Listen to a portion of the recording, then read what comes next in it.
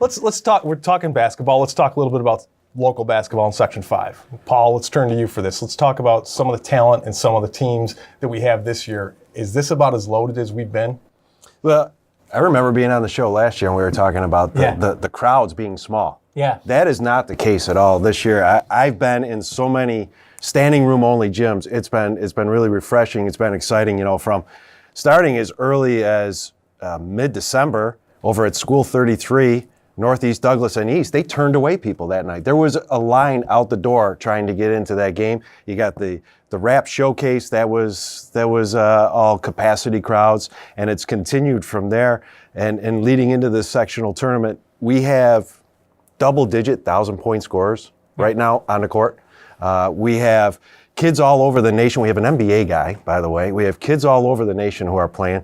We've got 3 kids who are playing right now with Division I offers already. You got Taj Hill over at Hilton. You got Miles Brown, obviously, and now Kadrell Blocker over at Kearney. And I think people are just starting to really figure out, a couple of years ago we were talking, Janathan Williams and Isaiah Stewart had left to go to prep school, and everybody's worried, there goes all the talent. Yeah.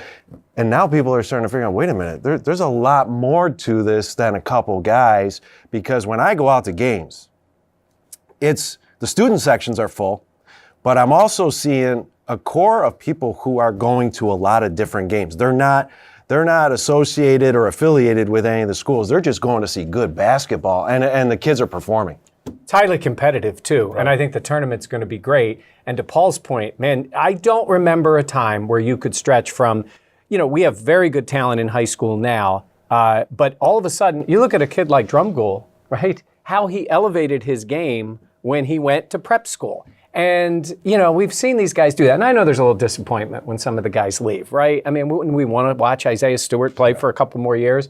But are you going to question what the kid did? And look at where he's going. He's going to Washington. He had his choice of any of these schools.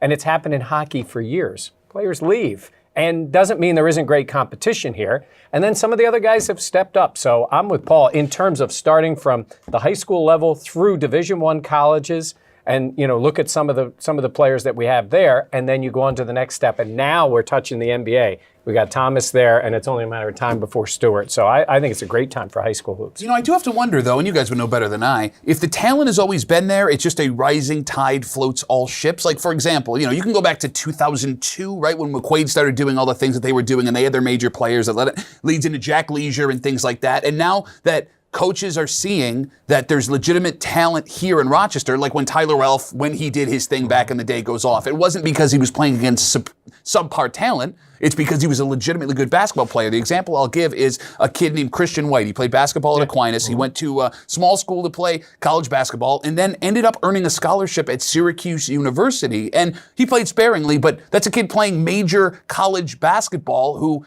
kind of got overlooked by absolutely everybody else. When kids like that start getting opportunities at big-time schools, I think that these Division I college coaches are forced to now see, no, what they're playing is legitimate. The competition is legitimate, and I think that more of these kids are getting a better chance on a bigger stage than they would have 15, 20 years ago. And it gives people an opportunity to go watch, right? I mean, there are good games, and the playoffs are going to be great. I think the competitive part, is what's going to be a lot of fun to see. And then you talk about some of the small schools too. You're going to be standing there going, "Wow, where did this kid come from?" Because you haven't seen these teams play. Why don't you leave some meat on the bone for the rest of us? I'll just make mine up as I go along, so we're all good with that.